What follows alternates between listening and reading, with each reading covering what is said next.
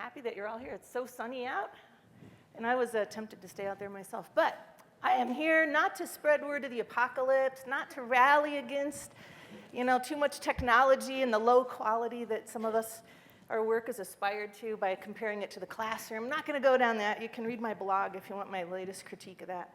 I'm a much happier person. So today, I'm spreading joy. And thanks to Audrey Waters, I'm going to position it as my sacred story that I'm sharing with you this morning. So I thought I would talk about, since this will be impact, and I understand Dave has an army of people who are going to come after me and really share the numbers. I'm going to pull a David Kernahan on you and not share any numbers at all. Instead, I'm going to talk about the work that I've been doing since I came to the first Open Ed conference. It wasn't the first one. It was probably 2002 or 3. No, I guess that'd be 4 or 5. It was 10 years old. So I'm talking about the impact of the possible. And the work that I've been able to do has really been enabled by Creative Commons, open educational resources, open methodologies for open data, open research, and I'll share you some of the stories of what I've been doing. All right, so first let me introduce Michigan State University. That's our logo. That's the Spartan down there in the right-hand corner, Sparty. And instead of telling you that we're a land-grant university in R1, top 100 ranked with 50,000 students, instead I'm going to tell you what we're really about. And I'm going to do it by sharing with you a video that's part of our new campaign that I'm actually pretty proud of. I've worked at MSU for going on 13 years. At any one time, there are about 1,600 of our 5,000 faculty somewhere in the world doing research or leading a study abroad program. We used to be the #1 study abroad in terms of number of people, or we're like second now or something. We do a ton of experiential learning on our campus. Most of our students are traditional undergraduates living on campus or near campus. Like, we are the city of East Lansing. Have any of you been to Michigan State? I'm not talking about U of M. They are the city of Ann Arbor, but we're the city of East Lansing. And the city community component is really important. About 20% of our student population are from other countries now, a lot from Asia. And we just do a lot internationally. We have a 50-year history of doing USAID projects in Africa. We work all over the world. I was in Australia about 10 years ago doing a keynote, and this guy comes up afterwards and he goes, "Chris, you work for Michigan State University. Anywhere I go in Africa, anywhere, behind a bush, out pops somebody from Michigan State University." We have 300,000 living alumni, and they are all over the world. So that's the context in which I work. So this is sort of our picture. This is sort of our official messaging, but it's actually true. This is the big appeal of Michigan State. This is why we attract the best researchers and faculty, and I love working in this environment. So along comes Creative Commons. I get introduced to all these open things. I meet Richard Baranek. Is he here still by any chance? Did he come? Okay. Richard Baranek, David Wiley, Wayne McIntosh, Philip Schmidt. I met all these people. I was like, wow, they're changing the world. But when I go back to Michigan State, I can't really apply it to competency-based teaching and learning or focusing on degree attainment, all that stuff, as much as I love those things. Karen gets to play in that sandbox now at University of Maryland, University College. But I get to play in a different sandbox. So it took a while to figure out how I was going to do it. So, Wayne Dyer's not a popular open ed kind of guy, but I like this quote by him: "If you change the way you look at things, you'll change what you look at." And this is how I've been using the whole idea of open. And what I'm going to do is share with you how I look at things by sharing some of my artwork. I'm not a musician, I'm not an athlete, but I use my cell phone. Most of this is done right on my cell phone.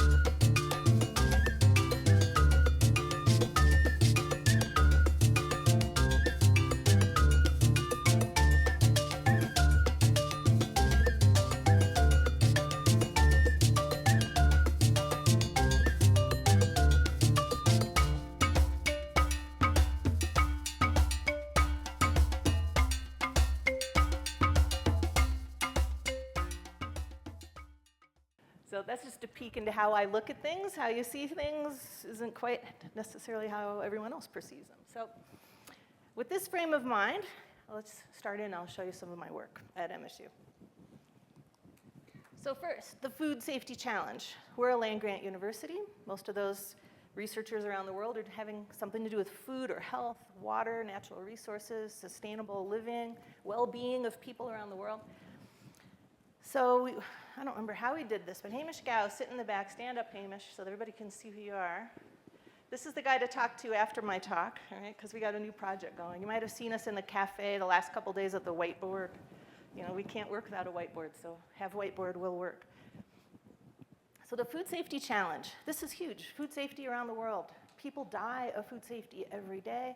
There are thousands of people that die of, not just die, but are ill of foodborne illness. It's really a big challenge, and it's a big challenge in the global food system. As much as I like a local organic food and have a community garden plot and go to the farmer's market and try to eat local with things that are in season and admire the 100-mile diet and all that stuff, the reality is most of the people in the world are eating from the global food system, not the people in poverty necessarily. They're impacted by it, but there's really big imbalances and problems. So food safety is one of the aspects of this big issue. This is a picture of the Cape Town market, one of the biggest markets in South Africa, where farmers come and wholesalers are there, retailers are there. And this is just a picture of, kind of give you an idea of the food chain. We came up with an idea on the whiteboard when Hamish was at Michigan State University, he's now at Massey, to how could we use these open ideas to make a difference in food safety. And we partnered with MSU as at the time, the only member of the Consumer Goods Forum, which is an association out of Paris of the 500 largest food companies in the world, wholesalers and retailers. And they had just finished coming up with a list of company characteristics across different value chains, like if you're in fruits and vegetables or meats, or if you're in processing, for example, of company requirements that when they go into a developing country that doesn't have the infrastructure for food safety certification, and they're a grocery store, let's say, and they want to source fruits and vegetables from the locals, they have to, because they're a national company, they have to ensure that these foods that they sell are up to food safety standards. But there's no infrastructure in place, so what do you do? So this is the big, what they call pre-competitive space that no company or country can solve by themselves. So we said, what's part of the problem? Must be training. There just aren't enough trainers in these developing countries. And these are the kinds of people that need the training. Not just farmers, but processors, especially quality assurance managers. So what do you do? So the companies, through their working groups, came up with a list of characteristics. We got money from the Hewlett Foundation, thank you Hewlett, and from USAID, to take those characteristics, turn them into competency statements that were accessible, create a question bank, and start collecting and creating open content aligned with that competency framework, and doing capacity building workshops with USAID money in countries where we would pull from this library, translate the materials, localize them, share them back, and invite our friends to participate. And then we had, the exam is actually proprietary, but we do pre and post tests to make sure we're doing great face-to-face training, great online training with Tata Group, great hybrid training with Coca-Cola, for example. And rather than give you numbers, these are the people we've impacted, and I'm giving you a link to one of the articles that we published about all the details of the first round of this Food Safety Knowledge Network. It's been in about 10 countries now, translated in about 8, 9, 10 languages. There's about 200 hours or so of captured capacity building workshops that you'll find up on one of these I'll show you the 2 websites. So you can take a look. The infrastructure for this is always evolving, and it's been used in about $4 million, or more like $5 million worth of grants since we started it. It's built in as a component in USAID grants, WTO grants, World Bank grants. And the sign of success isn't that this was so big and grand, right? It never reached our big vision, but if you don't have a stretch vision, you don't go anywhere. So what it really did, though, was it demonstrated to all these types of stakeholders, companies and funding organizations, and people that are quality assurance managers for big companies or suppliers, for example, to Coca-Cola or to Tata Group or Metro, Walmart, Metro Cash and Carry. It proved that this can work and that you can save time. You don't have to reinvent the wheel every time you're going to go to a new country and you have to localize the examples to the local culture and translate it. It proved that, you know what, you really can reduce the amount of time that you do this capacity building workshop. It doesn't have to take 2 weeks. You can flip it, right? You can flip the classroom. So we had to demonstrate to this population that this model actually worked. And thanks to that, proving that that model worked to important stakeholders, we have the opportunity that Hamish has created today, which is the World Bank saying, we need to make a bigger dent on this. There are lots of NGOs, lots of people in these spaces. We have priority countries with no infrastructure. We invest millions, and there's a food safety scare, and our investment goes out the window. We have to figure out a way to improve this. So they've created a private-public fund. They've created a partnership called the Global Food Safety Partnership. And Hamish and I and others that are invited in this room to participate are making the recommendations in what's called the IT working group. It's basically, we're the group that's going to make recommendations to the Global Food Safety Partnership for how to use open methods to help solve this problem, all right? So you're all invited. Go to my website, christinegeith.com, look at my web posting from the conference, and you'll see a little write-up about that. And we would love to have as many brains as possible. We want to crowdsource some of these solutions. There's so many ideas. By June, we want to have recommendations in front of the Secretariat. And if you go on the website, you can understand how it's structured and what the governance is. This is just one initiative, but it's pretty leveraged in the big scheme of food safety. It's aimed at the priority countries, you know, these sort of food security, low income or emerging middle class countries. And it's not just for exporting their food so that we can eat it. It's for increasing food safety standards in their own country for health and nutrition reasons as well.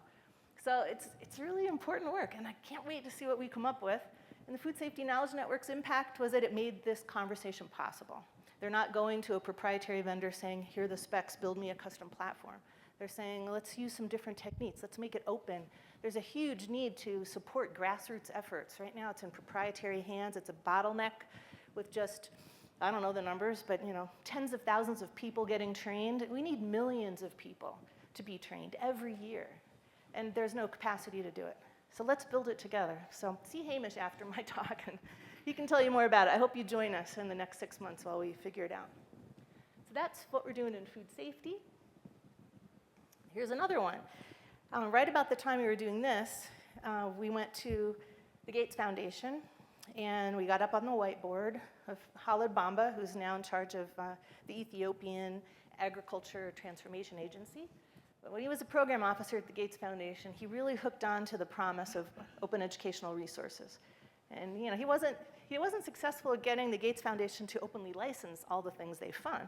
But that conversation is still popping up every once in a while, and we really gave it a noble effort, I mean, the World Bank did it, So there's still hope.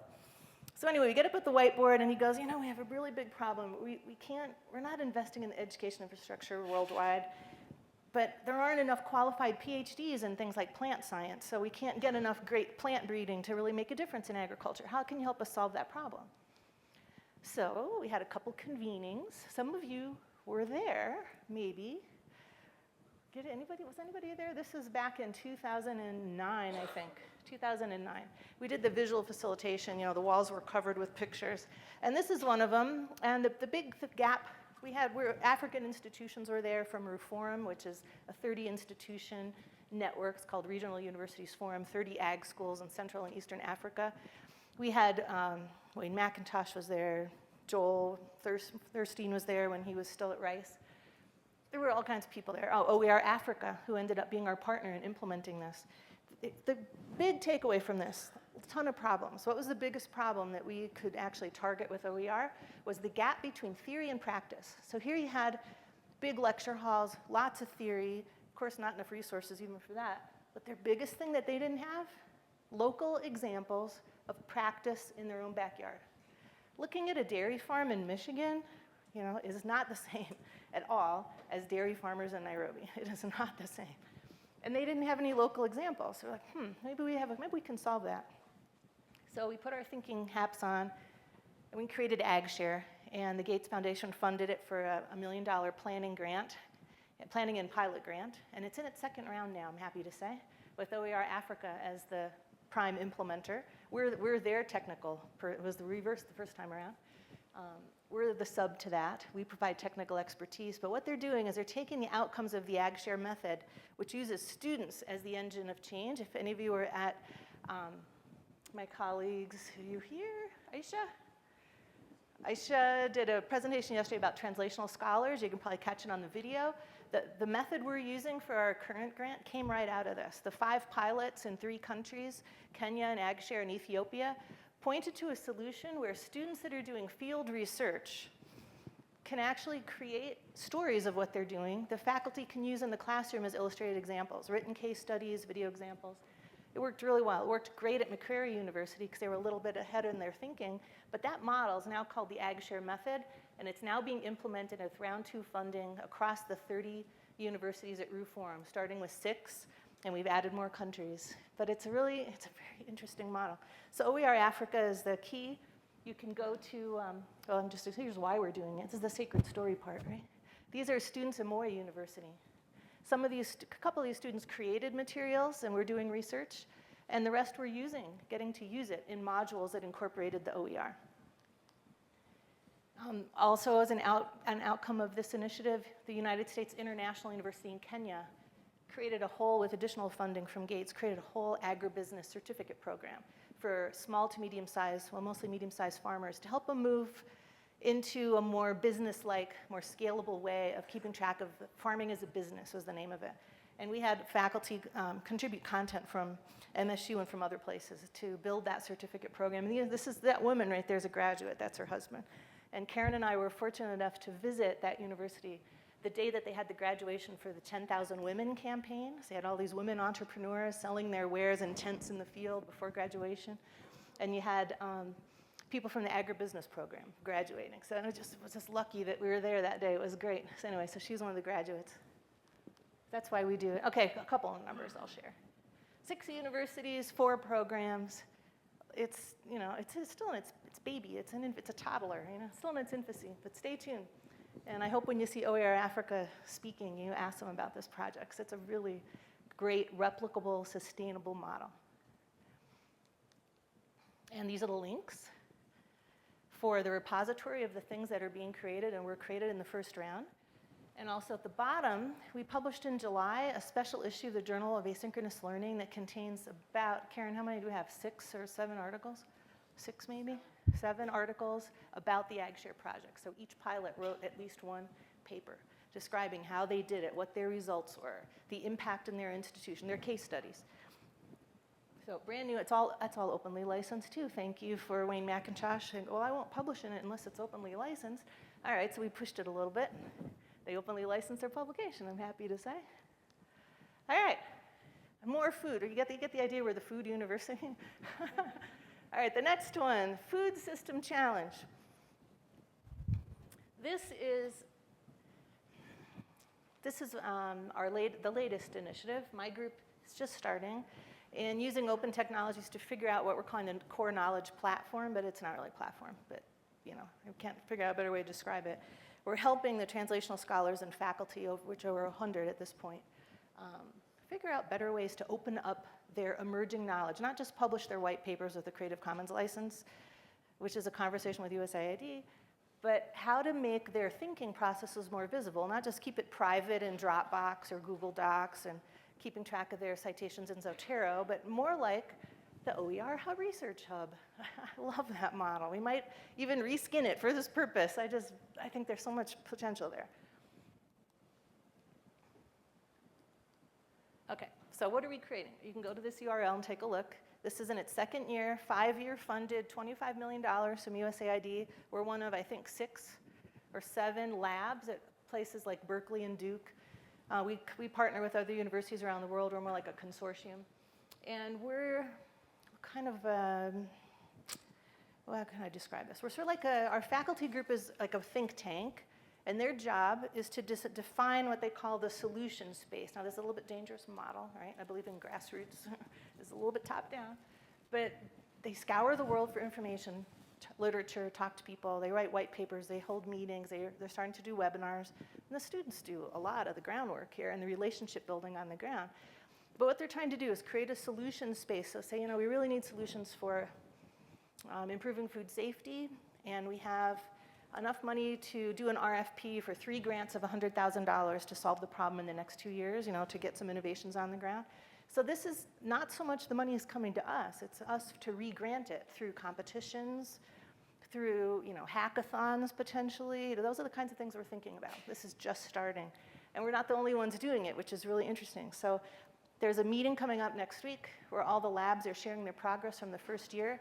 Our big contributions are going to be this translational scholar model, which came out of AgShare, and it's going to be things like we're doing and trying to do with food safety.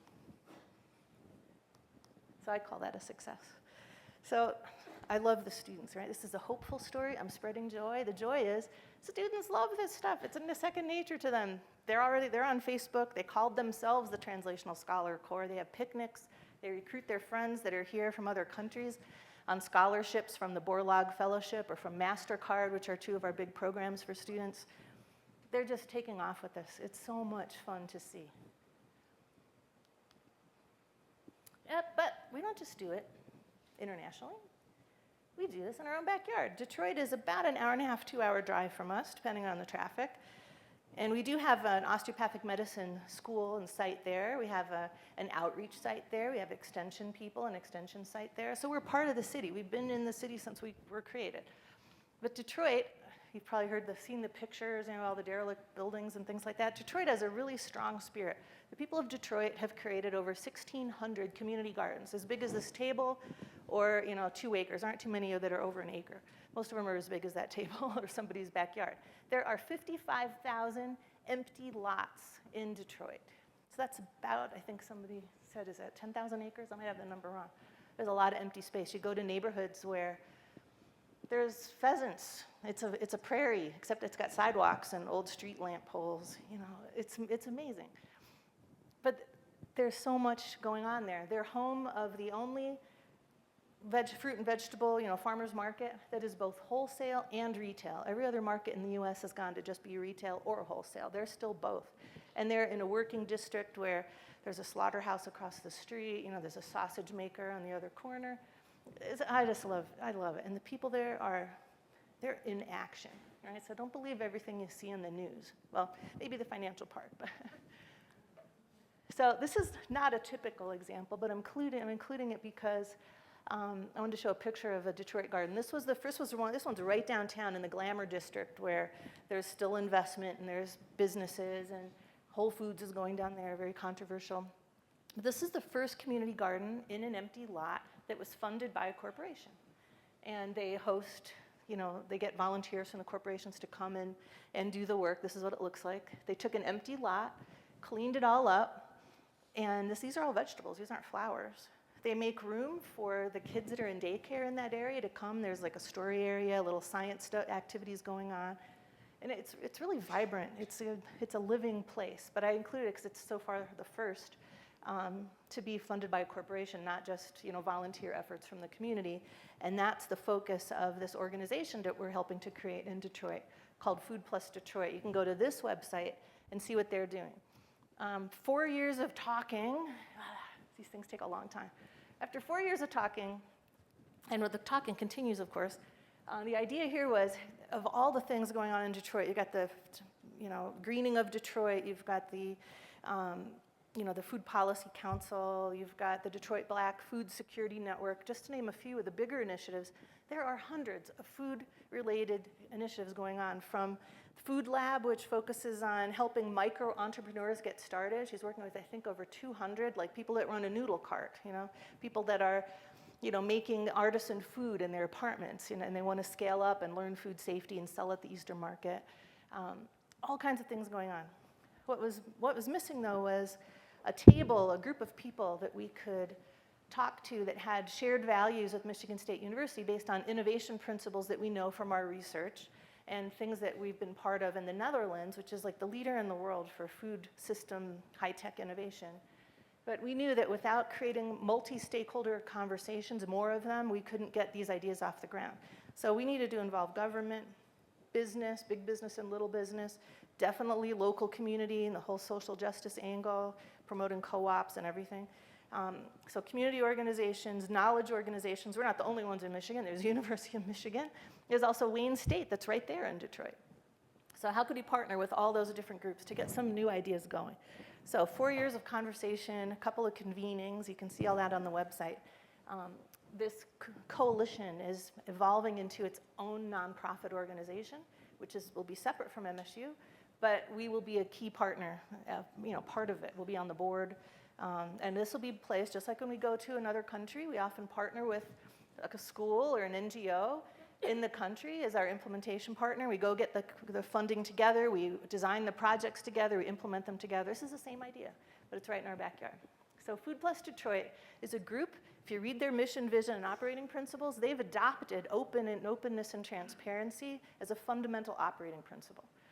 So we support them in their technology, and as they start to get projects underway, we're building in roles, sort of like translational scholars, on the work teams who will storytell and make these things transparent. These people don't use Twitter a lot. They don't blog. They're not connected like this. It's not part of how they live in the world. But there are people that they can invite into their conversations that do live this way. And that's our goal for helping them make their information transparent, because they're also part of creating this, the Global University. This is a worldwide network of the folks just like in Detroit. They're in Sao Paulo, Brazil. They're in Singapore. These are places that don't have empty lots, right? They're opposite of empty lots, but they have a lot in common. We've got Nairobi, and we have Cape Town, and we have the Netherlands, and Detroit. I don't think I left any out. These are the founding group who have already met. They started meeting before MSU became kind of the leader of this whole thing through a 7-year project in the Netherlands called Transform. We picked up where their project left off. We adopted their transformation principles, their innovation models, and we adopted the network that they had started to create, and then we added to it. And we've picked it up. And this has become, it's the Global University. You could go to the Metro Ag course. It's not as evolved as the Detroit Food Plus initiative. We have to change our business model. We were looking for funding that didn't come through, so now we have to bootstrap it. So it's taken a little while. But every one of these groups have something in common. When Karen and I were at the graduation ceremony, I showed you pictures a minute ago, there was a law professor talking to a graduate of the agribusiness program who had walked up to him, and right in front of me, the graduate who was selling hoop houses for people's backyard gardening so they could do enough not just to feed themselves but to sell at the local market. He goes, Samuel, you have to come downtown with me. Now, this is the city of Nairobi. You've got to come down with me.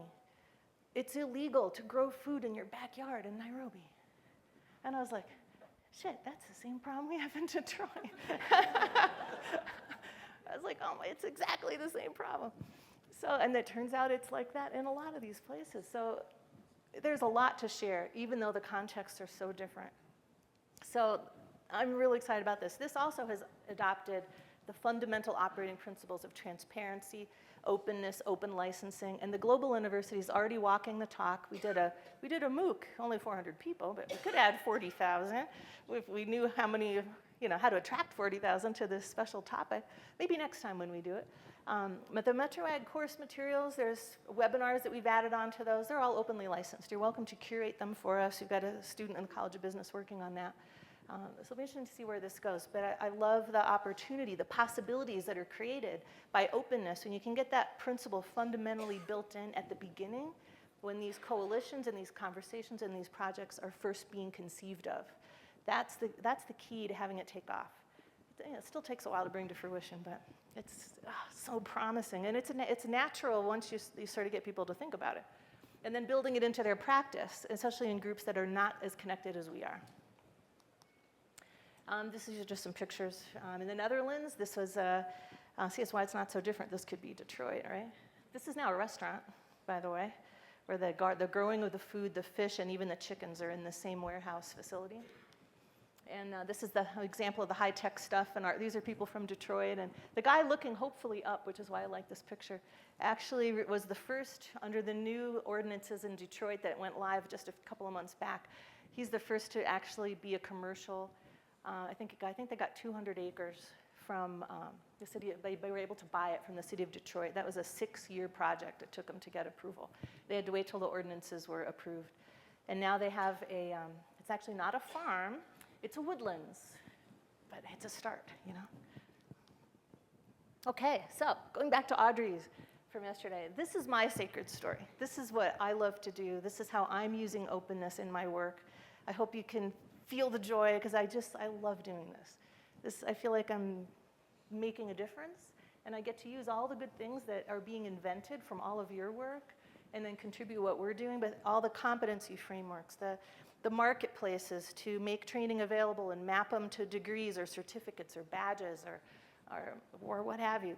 We need those things. The OER Research Hub, I learned of so many tools that I think we can just plug in to the kind of solutions that we need.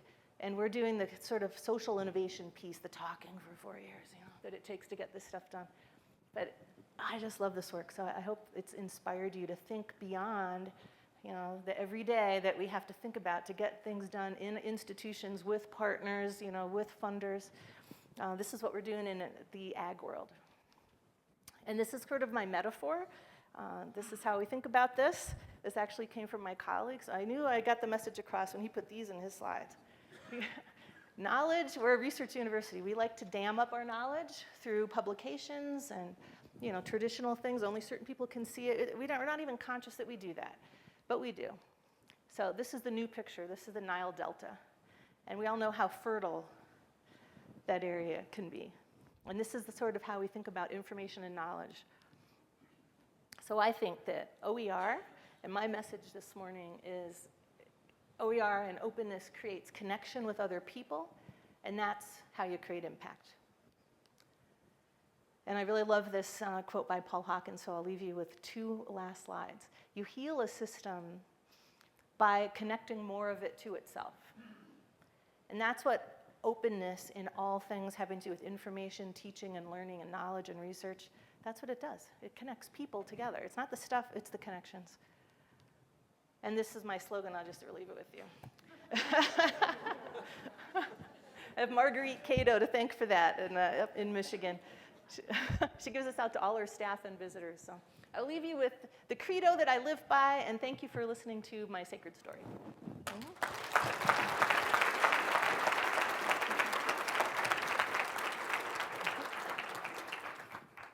And now the Army? Oh, 5 minutes. Oh, I get questions. Okay, fun. Questions, comments? Can't really see with those light in my eyes. Did I inspire anyone to get into urban farming, gardening? Hamish, a question. Yes. Hamish Gow, Massey University. I've been on this journey with you since 2007, and you've been really inspirational to me. But the challenge is within these universities, when you sit there as someone, you came to me and we sat outside on a park bench outside my office one day, and you explained OER to me, and I didn't know what the heck, who was this person, what was she talking about? This is just so outside my space. How do you actually break down these barriers, right? Because you've broken down these barriers in the 5 projects that you've shown us, and I think that's a critical thing. If we're really going to make change in this space, you've got to turn the non-believers to believers. And this room has to be able to leverage themselves, not 10 times, not 100 times, but 1,000 times, and get those people to do the leverage. Because the beauty in what you've done is it's not about you leveraging yourself. It's about how you've been able to enable other people to go and do the leverage and give the good ideas. And then you've put them by 1,000 to have that impact around the world. So can you explain that key part? First of all, thank you. It's been a pleasure working with you, too. I love people like Hamish because they're fired up to make a difference, and I can help them out.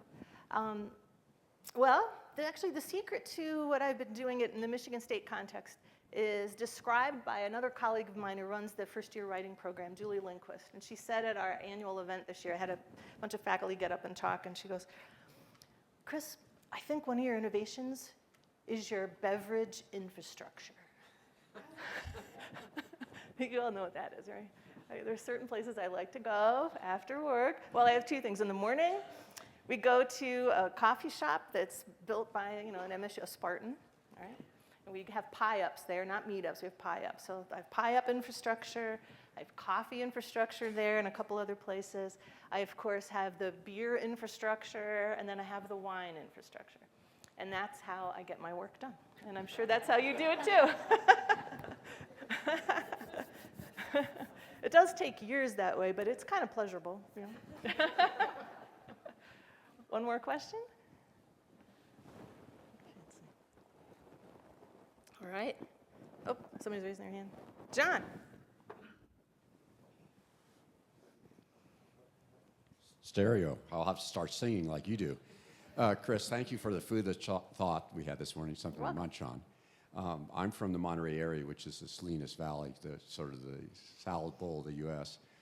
In terms of your activities, how easy is it to get the openness in the U.S. versus the openness in the rest of the world, and what might we do to influence our local communities? Whoa, that's a great question. Well, So in our work in Africa, OER Africa has been a really strong partner in that, and they have as part of one of their functions and their areas of expertise, capacity building and policy advocacy. So when they go into a college, they actually don't just go to the ed tech folks and the faculty, they go right to the top, and they start advocating right from there. And they're very effective doing that. So I haven't had to go to I'm not like David Wiley that goes to the legislature and lobbies for an openness license or something, but we do it through partners, and they have their policy connections. It helps to have funders that want to make a difference, and they know that if they get this idea that they're leveraging their investment, like USAID is starting to head there, the World Bank's heading there. I can't believe you got the Department of Labor to do it in here, right in the U.S. So, and it's interesting how you launch the campaign, the e-textbook stuff, of which we've heard a lot about at this conference.